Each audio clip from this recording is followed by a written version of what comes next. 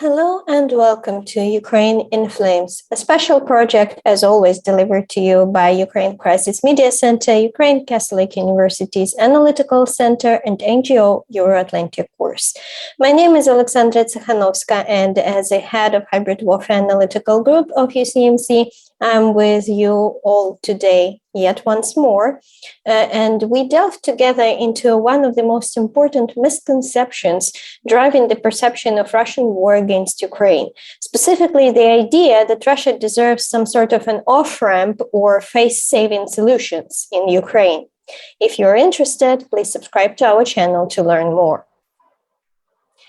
French President Emmanuel Macron, who has recently called for giving Putin options to save face, may be a vocal, but definitely not the only representative of politicians and experts who share this disturbing and dangerous idea. Why exactly is this idea disturbing and dangerous? Because it is rooted in deep misunderstanding of Russian political culture and traditions in the area of policy, how it operates, and how the Kremlin elites play their Western counterparts. The general way of thinking in Russia is that victors are not judged, and having secured the victory, they don't have to worry about the means with which this victory has been achieved, even if those means include war crimes on the territory of a sovereign neighboring nation. Moreover, as Timothy Snyder has pointed out on his Twitter page, if defeated, and I quote, in reality, Putin will just declare victory on television and Russians will believe him or pretend to. He does not need our help for that. It is senseless to create an off-ramp in the real world when all Putin needs is one in a virtual world he completely controls. Talking of off-ramps just give Russian leaders something to laugh about in what are otherwise difficult times. End of quote. Giving Russia an opportunity for victory in Ukraine is plain and simple letting the aggressor go unpunished, which doesn't really set a good example for other authoritarian regimes which may have illusions of grandeur at the cost of their neighbors. We will continue this discussion with Dr. Hanna Shelest, editor-in-chief of Ukraine Analytica, who brilliantly explains why rejecting the idea of face-saving options for Russia doesn't really mean rejecting diplomacy itself. Recently, Ukraine more and more hear the phrase that it should help the Russian Federation to save the face. And we hear it, unfortunately, mostly from our international partners. Here, we definitely see several problems. If to talk by metaphors, when your kid has the dirty face because of some bad game, usually you are not trying to find the explanations to this. You're just sending the kid to wash the face because that is something not normal and unhealthy. And you're not trying to explain that this dirty face is something nice, or let's clean just a part of it.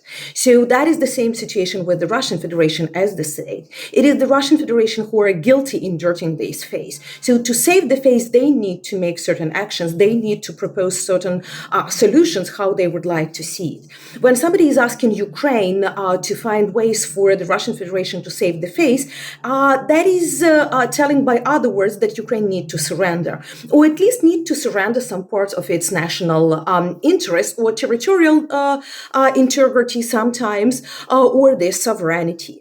And when we speak with our international partners, when you try to understand what they put inside of the saving phase, or with international journalists, very often they're starting from the territorial concessions, thinking that this conflict is something about territories. And that is perfectly understanding that neither Crimea nor Donbass since 2014, nor definitely those parts that are occupied now, that is not about the territorial claims of the Russian Federation. It is not a territorial dispute. That's why when somebody is telling, okay, let's probably propose something to Mr. Putin, I'm proposing them to think, are they ready to give some part of their territories? Because the Russian oligarchs already own some property at the nice holiday resorts of many European countries. But the second option is usually the giving up some part of the sovereignty. And here we hear ideas of neutrality, or we hear the ideas of rejecting possibility, for example, for the joint military training at the territory of Ukraine, or rejecting the idea of any type of the military alliance to secure Ukrainian independence and territorial integrity and sovereignty. So here is also the question that if this logic being the initial logic of the statements of the Russian leadership about the war, so what is the sense if now we agree to these concessions that would just allow the Russian Federation not to save the face, but to say and to claim that they won? And if they would be able to claim that they won the current war, especially if they made it for a domestic audience, for the Russian population, that would just accelerate these nationalistic ideas inside of the Russian society. They would think that they can reach something by military actions, that they can threaten like this any other country, because as a result, they would receive what they want. So in this situation, when definitely that is probably one of the first conflicts in the last 40 years, when we have everything is black and white, we know exactly who is aggressor, who is invader, who is the victim, we should not think just about saving the face, because saving a face usually is the surrender, but not the decision to the situation, because it just encourages the perpetrator, the aggressor to the further actions, if not now, so in few years. But even if we start searching for saving face ideas, we never can be sure that it would not become a blackmailing, that you agreed now for this small piece, maybe let's try to start negotiations and you agreed for more. So usually we really need to understand one thing. It's not that Ukraine against negotiations or against the peaceful solutions, diplomatic solutions to the war. The question is with which conditions and with which basic background we are coming to this negotiation. As soon as Ukraine has its right in this conflict, when we understand what is right, what is wrong, as soon as we are winning and counterattacking, we definitely cannot speak with the position of surrender. We need to speak with the idea who is aggressor and how to punish it for the inappropriate actions. After this powerful message, we have a fitting follow-up from our next speaker, Danylo Lubkivsky, director of Kyiv Security Forum, interviewed by head of international outreach at UCMC, Tatiana Ogarkova. Mr. Lubkivsky talks about how rejection of the offer for Putin idea is not something present just in Ukraine, so we are not alone in this. And he also names the conditions under which talks with Moscow are indeed possible, can take place, and be constructive. Let's welcome Mr. Lubkivsky. Why Ukraine and our international partners, we should not allow any kind of face-saving strategies, exit strategies for Russia in this war. Why is this dangerous for Ukraine and for international community? Thank you, Tatiana, for this very important question. When asked yesterday, the United States Department responded that they believe that talks between Sergei Lavrov of Russia and Secretary of State Antony Blinken would not be constructive, as they think, in the current environment with regards to Russia's war against Ukraine. This is the response to your question as well, and I believe that this is the right answer.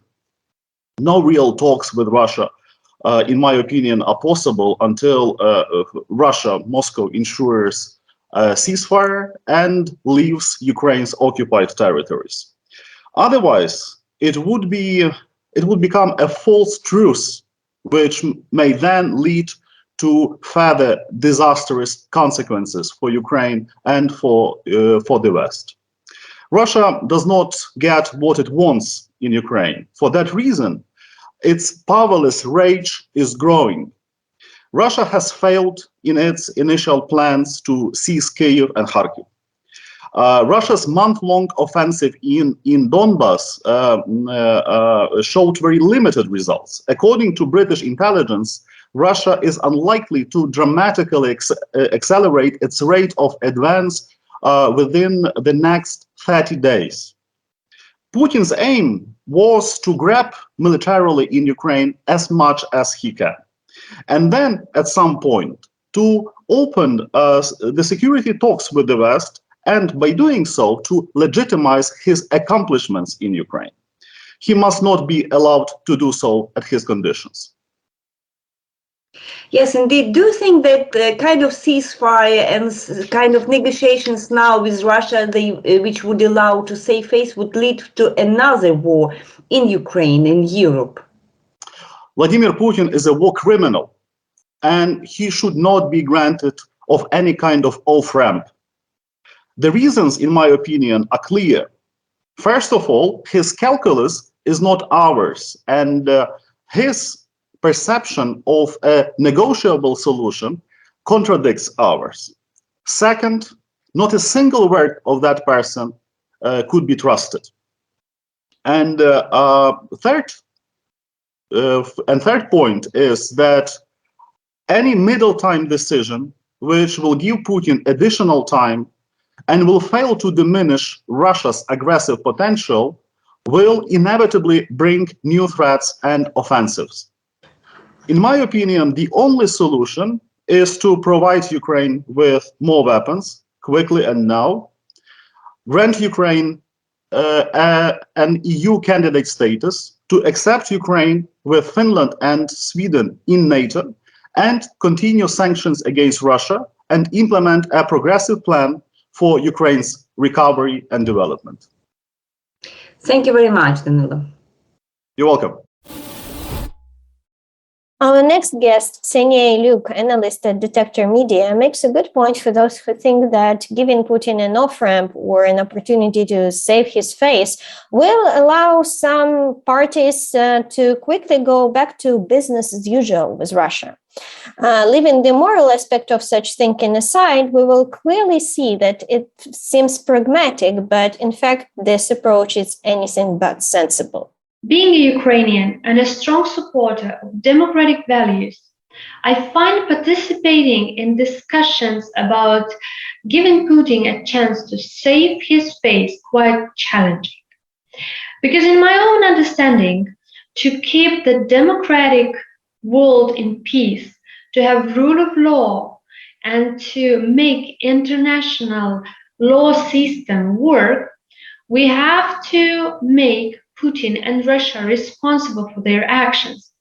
So we need to understand that for these kind of actions, there should be consequences, and that we rather should think as the democratic community about how these consequences should be implied, rather than how can we give Putin one more chance to be the winner in the situation. So during such kind of discussions, I sometimes hear that let's go back to business with Russia after the end of the war in Ukraine.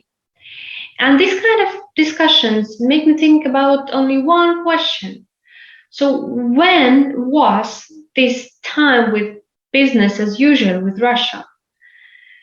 Maybe it was before 2014. Meaning that before Russia illegally annexed Crimea and invaded Ukraine. Others would say, no, this time was before 2008. While others could say, no, this back to business was before 1994. And the reality is that there was no time when there was only business with Russia, and there was business as usual. And in fact, we as a democratic community has never had any kind of interactions where Russians and Putin showed themselves as someone we could trust, whether they showed themselves as the partner rather than the opponent or a threat to democratic world order. And unfortunately, Russia has proved so many times that it can't keep its promises and it violates any agreements it ever signed. So taking all this into account, it's quite devastating to think about giving up something even more than we have already, like as Ukrainians and as the whole world, already gave up to a terrorist and a terroristic state, and to hope that this time it's going to be enough. But unfortunately, again, as history has shown us, that there is nothing that we could give to Russia that would ever be enough for it to stop and reconsider others' sovereignty and to show any trust to countries around the world. We have an extensive follow-up to these points. Iryna Starovoyt, PhD in philological sciences, also explores the root of the idea that Putin has to save face in the West and how the brutal reality of war has disproved this claim. She makes a great point that Russia, to truly save its face and get clean after all the systemic horrors it has inflicted on the neighbors, needs to reinvent and reestablish itself, which certainly doesn't happen with a proverbial off-ramp. Russia and how it should or could save its face in circumstances of this total and unprovoked war. I feel quite puzzled to start thinking and to start talking about this. I can understand from where the question could come, and I attribute this question to the situation of the peaceful Europe and peaceful Western world, which for many decades thought of itself as not having real wars in it. It's not that there were no Balkan wars or there were no other smaller and bigger conflicts, but when we think about this total war of destruction, total war of erasing of the other neighboring culture, yes, it's true that since 1938, there were no wars like that on European continent. So when we think about diplomatic solution to this, it would be obvious to think that every party of the conflict should somehow save the face, should have some exit strategy from the conflict. But when I think about what has actually absolutely changed, we can call it, which seismically cracked within these last 83 days from the February 24 till today, this is exactly this understanding of who Russia is and how it behaves and what kind of war is it. I want to call you to think a little bit back and to remember that Russia was equated to Putin back in the very beginning of the millennium. So for more than 20 years, the formula for Russian citizens was no Putin, no Russia. This is a very dangerous formula, which actually points to the fact that he was a dictator, not an authoritarian ruler, not an elected president, but a dictator for Russian citizenship for quite longer than Western analytics and observers were ready to admit this. Another important moment, another important argument here has to be put on the table, that Russians behaved from the first days of this war, not just as regular army, but as army of rapers and murderers, and those mutilated bodies, those tortured families, those people who went through occupation and then happily were released afterwards. They all ready to prove that there is nothing of humane, nothing of real, nothing in accord with international laws or international agreements which Russia has signed back in being in the Soviet Union, or which it renewed and re-signed when it started to be the heir of the Soviet Union in the form of the Russian Federation. So we see here crimes and evils which even escape the real the real term, the real attribution. Somebody says these are war of aggression. Yes, these are crimes of aggression, but more than that, some people say probably this is crime of genocide. In part, yes, but probably it goes even deeper than that, because for myself, I call it also the crime of sacrilege. like shooting the dead, hitting with missiles the sacred grounds like Babi Yar or Drobytsky Yar in Kharkiv. This is something more, and it tells you more than just the situation when one nation wants to destroy the other nation or wants to somehow make it a subject of domination. So when we think about the Russians now, we also have to ask ourselves what kind of faith can preserve a nation which waged such a brutal and such a unlimited war on the neighboring country, on the neighboring nation. If somebody or some country is dead soul, it has to be actually let to die before it will be reinvented and resurrected. And when we make a parallel with the Nazi Germany of 1940s, of a brutal time of total destruction, which Nazis inflicted on not only neighboring, but also far distant countries in the world, and of atrocities which they allowed to come to the ground of the earth, I believe no of Germans of real love for their patria, which were real patriots of Germany, no Germans like that would allow Nazi to save their face, because not Thomas Mann, neither Dietrich Bonhoeffer were looking for the face-saving strategy for Germany. They were thinking of Germany as has to be crushed, has to be judged, has to be taken to the international courts and punished heavily in several generations in order to re-establish the whole moral statue, the whole moral outlook of the nation of a big and extended culture, which allowed itself to slide into the abyss.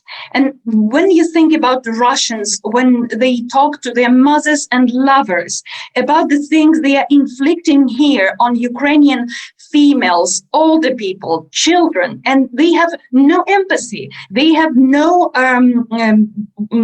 black consciousness, they feel like everything which they are doing is in a kind normal. So because of that, we have to find a way that this evil has, first of all, called evil.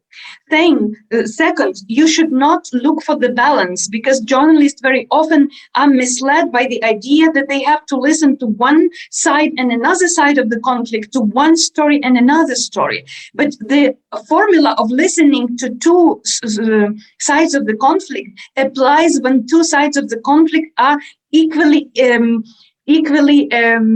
blamed or equally involved into the conflict to be started, that cynicism would not prevail, that democracy find its way to be fully defended and restored. And we have to find a way for Russians to understand what they are now, to understand that the Russia in its current state of affairs, in its current moral standing as well, has to be reinvented, re-educated, and re-established. Our final speaker for the day, political scientist Mykola Davydiuk, takes us back to the moral aspect of this discussion, raising again that one, perhaps the most important question: how even can Putin's face be saved after Bucha, Irpin, Borodyanka, Mariupol, Volnovakha, and many other cities destroyed and martyred by the Russian invasion? And if we let that slide, what does that really say about us? Hi, my name is Mykola Davydiuk. I'm political science in Ukraine and political activist. And I wanted to answer the question, is it possible to Russia to save their face in Ukraine? I think that after starting the war at 4 a.m., as Hitler did, after bombing Ukrainian cities, after bombing civil people, after killing the children in maternity houses, after bombing Ukrainian villages and the plants and the factories, and by phosphorus bombs and other kinds of forbidden bombs, after killing some pensioners or children or raping children in Ukraine, that's impossible to save their face. But not only in Ukraine, but in all over the world.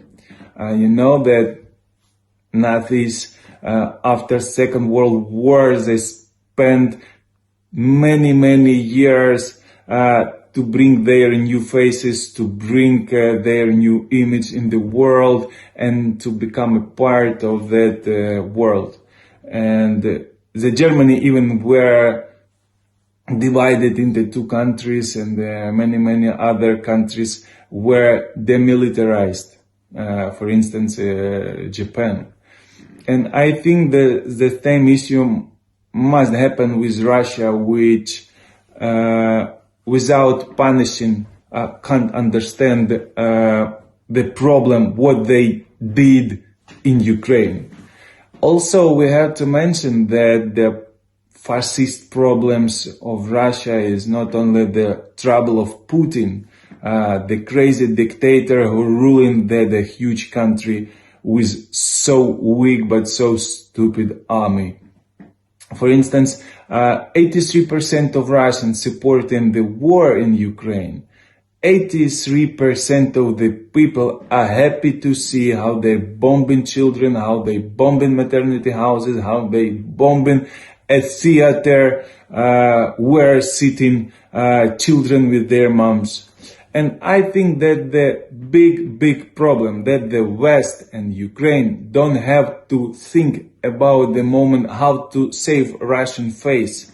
I think they have to think how to defend Ukraine, how to defend Europe, how to defend North and Eastern Europe, how to defend all over the world from autocracy, how to defend them in the future, such as Russia all the time threat of nuclear weapons. And the rest of the world have to think about that, how to save the world, how to save the countries, how to save the people, because Russia becomes crazy in any reason, in any reason. And sometimes you don't know how to behave. For instance, if you are a small country which situated near Russia, and I'm not talking now about Ukraine, for instance, that may be like Georgia, or maybe Moldova, or Estonia, or any other country, and you don't know how to behave, that don't make them angry. And I think that is a big problem that Russia want to threat to everybody, to all the countries, and